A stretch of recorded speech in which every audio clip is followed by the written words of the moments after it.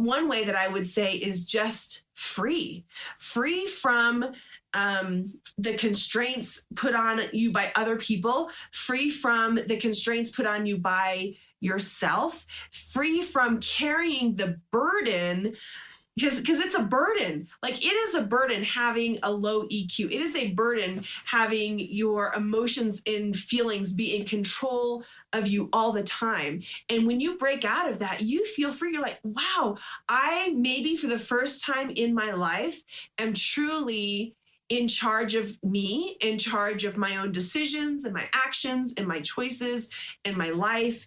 And that feeling is incredible.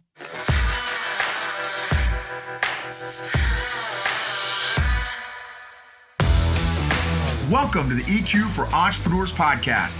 Like most business owners, you already know you need good business and marketing strategies to scale and be profitable.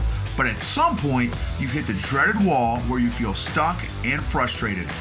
EQ for Entrepreneurs is for business owners and leaders who are honest enough to admit that they just might be the ones holding their business back and are brave enough to change that. We're Noble and Kathy, and every week we're having candid conversations about all things emotional intelligence and how growing that has allowed us to get out of our own way and is radically transforming both our businesses and our personal lives. This is the secret sauce strategy for modern entrepreneurs who are tired of hustling without seeing results and want to grow a business and a life that they love.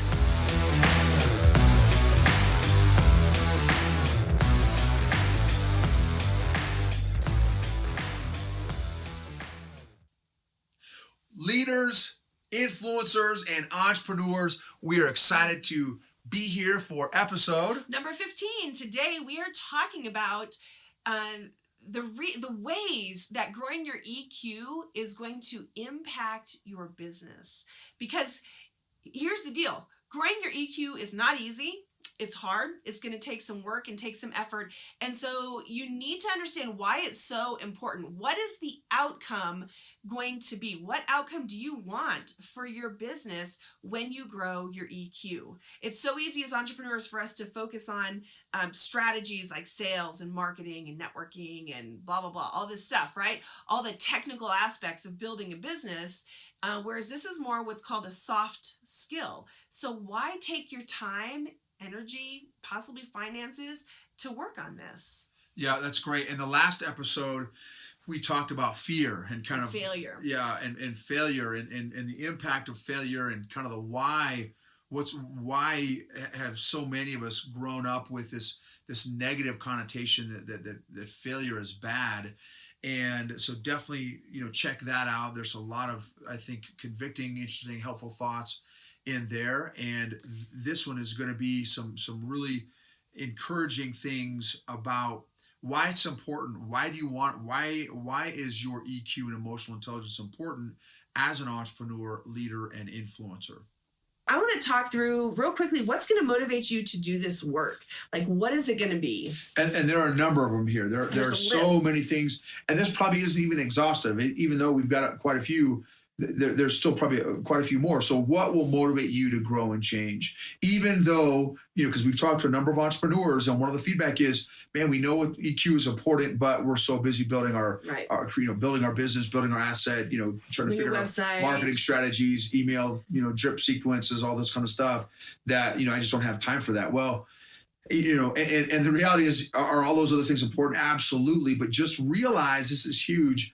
Realize that your EQ will absolutely limit your business at some point. At some point, you will come eyeball to eyeball with your EQ.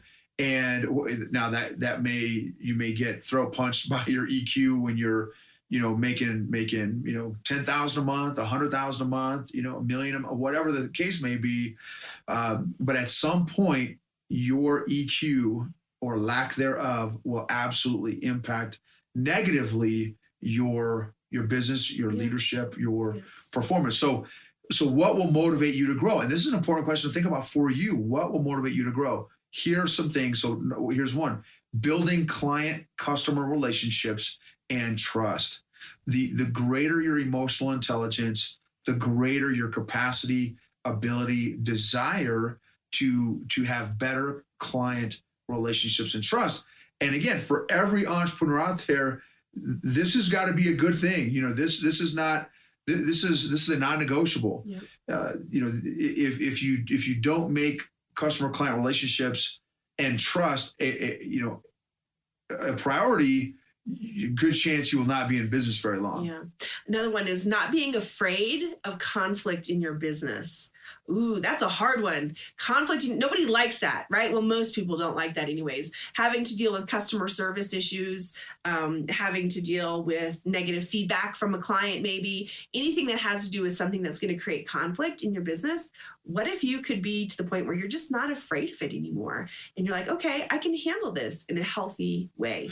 And that's, I would say that, so maybe it's two parts. That's one part is not being afraid. The other part of it is being good at it. Yes. Like being good, being able to be productive and make it constructive. Maybe turn conflict into something that's in the military we call it a combat multiplier, a value add, a benefit. Strengthen the relationship. To strengthen that, and that's one of the there's an amazing book that's called Crucial Conversations. It's one of the greatest books on conflict and communication I've ever read in my life, and I read a lot of books. One of the things they talk about is one of the ways. Now, this is not necessarily 100%, but one of the ways you know that you're doing good at conflict is if the relationship is stronger after you go through the conflict with that person. Now, again, I know that doesn't always work out that way, but I thought that was a great kind of guideline or kind of rule of thumb to just keep in mind as you're going through conflict. How about as motivation, being able to better understand your clients, your partners, or your employees, the people you work with, right? The people that are a part of your team, the people that you're with on a regular basis, being better able to understand them and therefore have better relationships with them. Let me tell a funny story. So we do a lot of phone calls. We do a lot of, connecting with folks and fellow entrepreneurs, other clients, customers, all this kind of stuff. And, one of the calls that we had recently, this particular individual, like literally we said hi. And like that was the last thing we said because this individual went a particular direction with this particular call that we were having in a direction that they clearly had an agenda and were, and this individual, entrepreneur, did all these different things.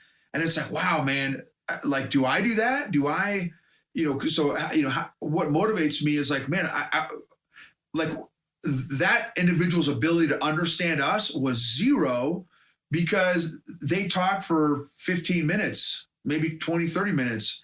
And we said, hi, how are you? And then zoop, that was it.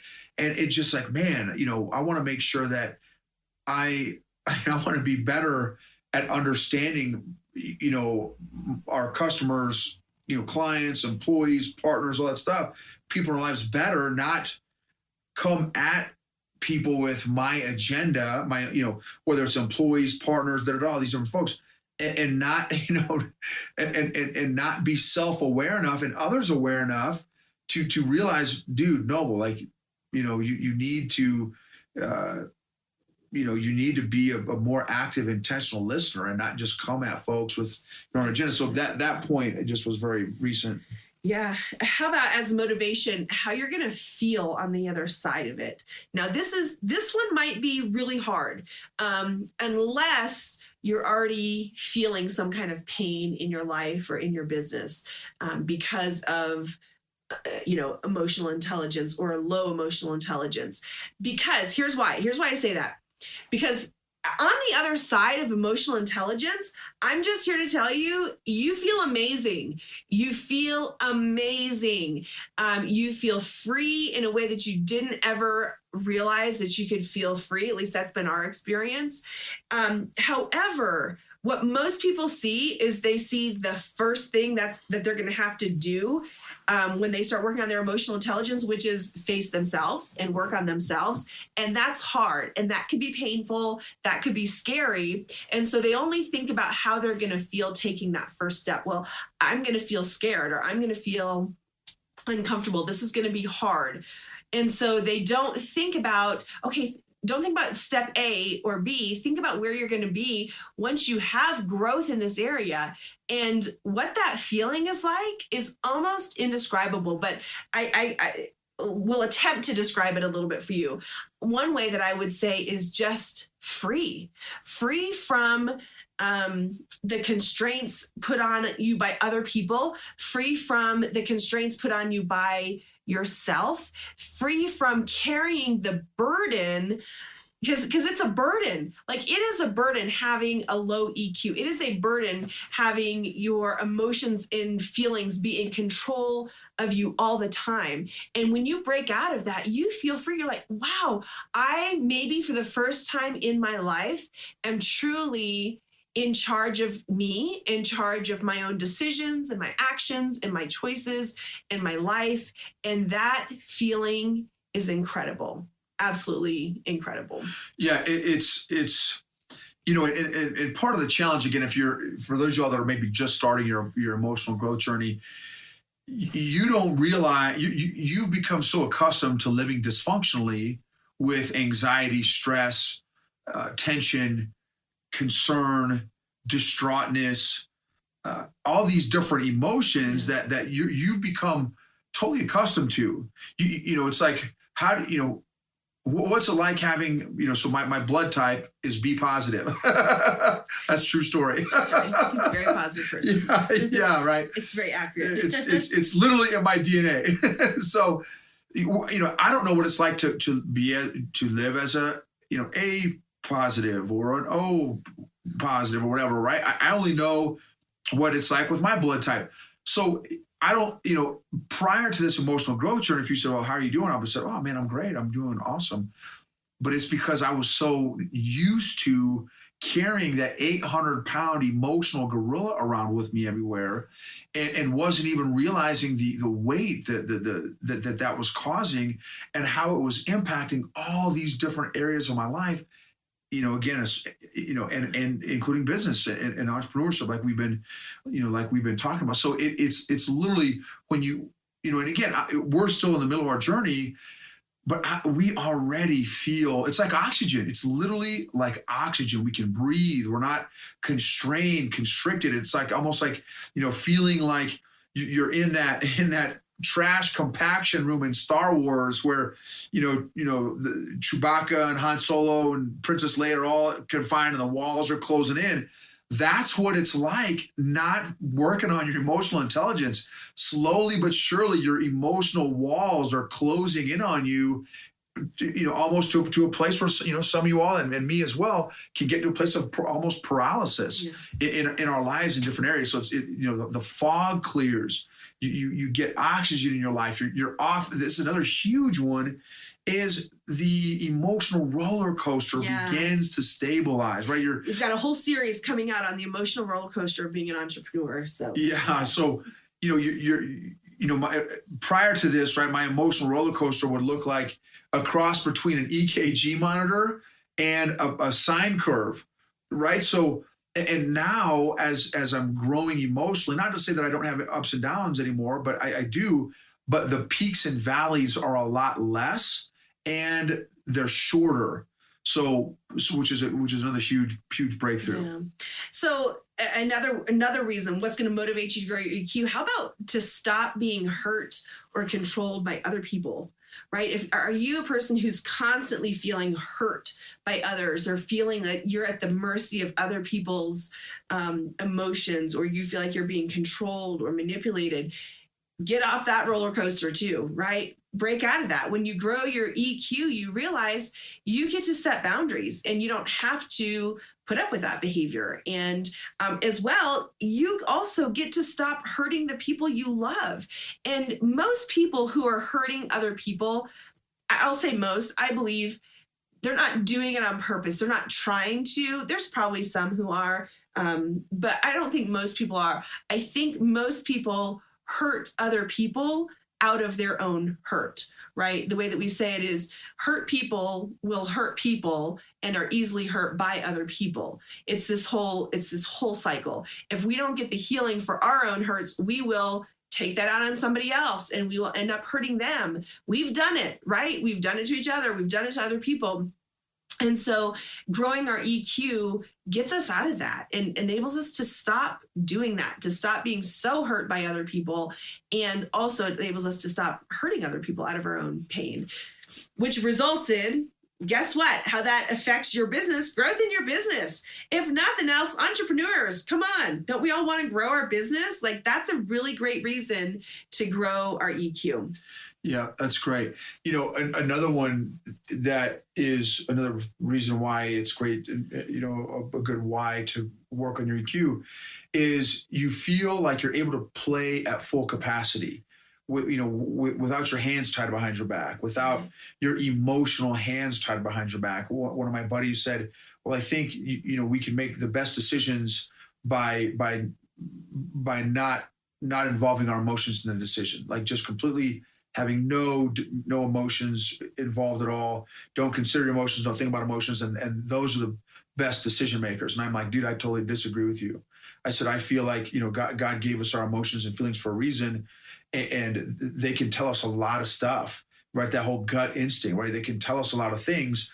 Now, I'm not saying you make decisions solely based off your emotions and feelings, but to not consider and factor in not only your emotions and feelings, but those around you, those that are the other parties that are involved in your decision or in the decision. I feel like that, it's wise to consider those other feelings and emotions and your own as well. Again, not as the only,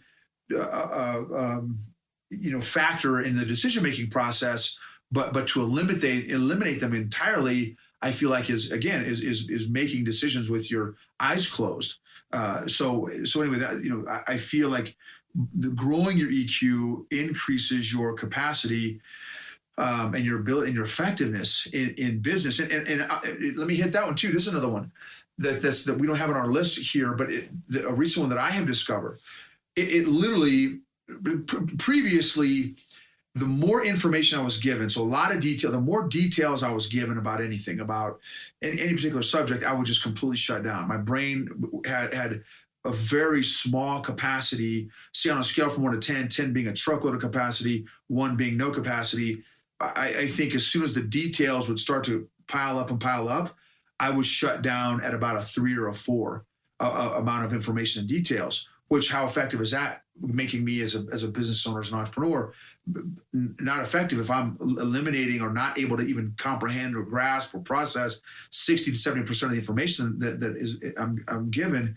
And so now what I've noticed is, as my emotional intelligence grows, my capacity is increasing. Now I'm not getting overwhelmed by a whole bunch of new information or a bunch of detailed information or that kind of thing. So my capacity has grown and is growing, which I'm super excited about. Yeah. And that allows you to really see what you can actually accomplish, right? Don't you want to know, like, what am I made to do? Am I made to just go 15 miles an hour in the neighborhood? Or am I made to go 80, 90, 100 on the interstate, right? What does that look like for you? And to be able to find out and to reach your full potential that you were created to have, what you are truly created to accomplish in this life. Another one is getting out of your own way. Like, all of us, right? What is the limiting factor in all of our different endeavors and stuff is the person in the mirror. Right. So just to be able to get yourself to a place emotionally, mentally, spiritually, physically, where you're no longer the limiting factor, where you can grow beyond that dynamic. Yeah, and creative. How about this one? Because I think this is what everybody goes into business for, but sometimes we lose sight of this along the way. How about being able to create a business that you love and not have that business take over your life? Preach. Okay, this is huge for entrepreneurs because we go into business because we want a certain life. Typically we want control over our life, right? We want to be able to call our own shots. We want to do something that makes us happy on a daily basis. We want to do something that enables us to live a life a certain way, to live our life a certain way. But what happens so often is that business takes over the life, and you don't realize it until you're burnt out, stressed, hate the business, wonder what on earth you're doing, and you're just thinking, how did it get to this place? Well, emotional intelligence helps you avoid all of that. Because for us now, we're very, very careful about knowing exactly what we want, exactly how we want to live, exactly how we want our business to provide that lifestyle for us, and not feeling any pressure to do it any other way. Right, to stay true to what we see and to what we want, and to build it that way, regardless of what somebody else is doing. Maybe they're doing this and they're having all this success. That's great, good for them. We're doing something in a way that's true to what we truly want, because we don't want to feel like our business is running our life versus the other way around. Yeah, no, that's a great one. That's another big one is building your business for healthy reasons, not because you're running from something or to prove someone else wrong or as a people pleaser, or because here's the thing that we've noticed again, 2 to 3 years on this journey now, many people are successful because of their emotional dysfunction. Yes. Literally, not because of, oh man, these zillionaires and folks that are running these big giant companies, they're so successful because they're so emotionally intelligent. That actually may not be the case. Now, in some cases, sure, that may be the case, but in other cases, there are a number of entrepreneurs, and we've met them, that have been successful because of their emotional dysfunction. Yeah. And I want to create multiple streams of income, create assets, influence as many people as positively as possible out of a place of emotional health and freedom, not out of some sort of emotional dysfunction, toxicity, again, out of this place of people pleasing or, trying to seek out subconsciously love, affirmation, validation, that kind of thing. Yeah. No, I want to do it because this is what I feel like God has called us to.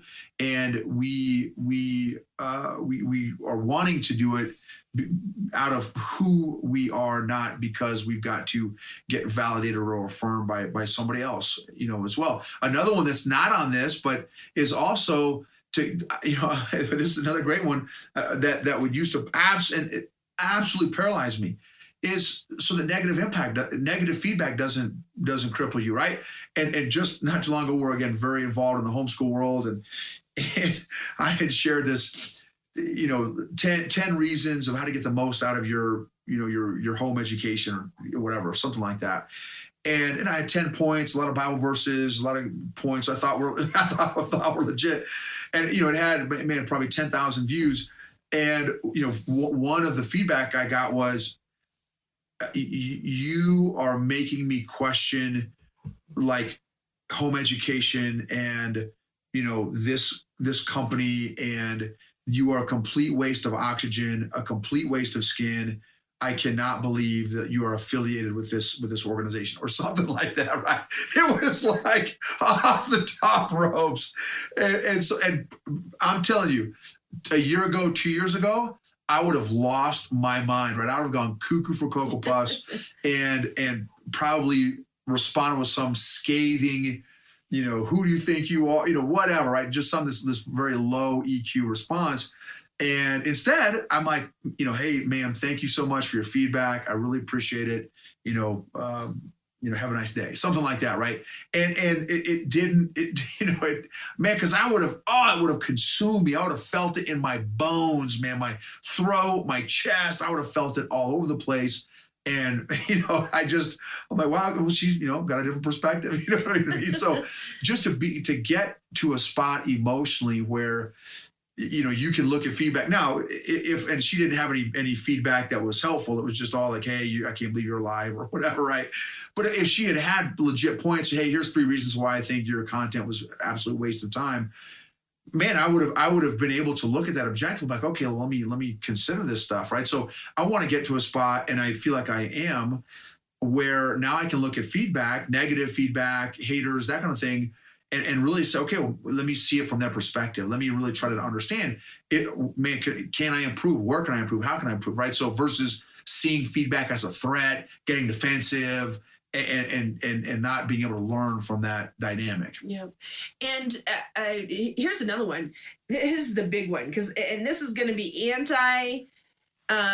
entrepreneur culture right now. Anti-entrepreneur culture. Here you go. Coming at you. How about this? building your business from a place of peace and rest rather than constant hustle, struggle, stress, grind. And I know it's a popular thing, the grind, the hustle culture, it's all a thing right now. And yes, are you going to have to put the work in? Yeah, you're going to have to put in work to build a business.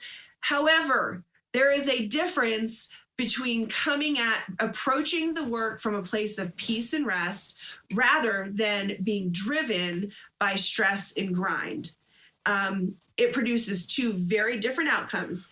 Ask us how we know, because we've done that. We did it. We spent years building our business from the hustle, from the grind, and from a place of stress. And it produced, the way that we call it is we say we flew the wings off the airplane because we flew it too hard. We pushed it too hard. It was a complete meltdown. We share some of our story back in episode 1. It was a complete meltdown, breakdown, shutdown, depression, like all this stuff. Did we produce in our business? Were we, from all accounts, successful on the outside? Yeah, I would say we were. Yeah. But we fell apart as people and as individuals, and it was not pretty. And that's a dynamic. That's a great point, babe. That's a dynamic that's kind of scary, right? Because hard work and success, business success, making money, impacting lots of people, right? That's all socially very acceptable. So again, anyone that looked at us, we were financially independent at 30 years old. How many people do you know that are financially independent at 30 years old? 30 years old, financially independent, and everyone, oh my goodness, that's amazing. Oh, I want to be financially independent at 30, all this kind of stuff. They say it, many don't actually want to do it, because it takes a lot of work. But so they folks thought we were just doing amazing. And inside we were just absolutely rotting our family.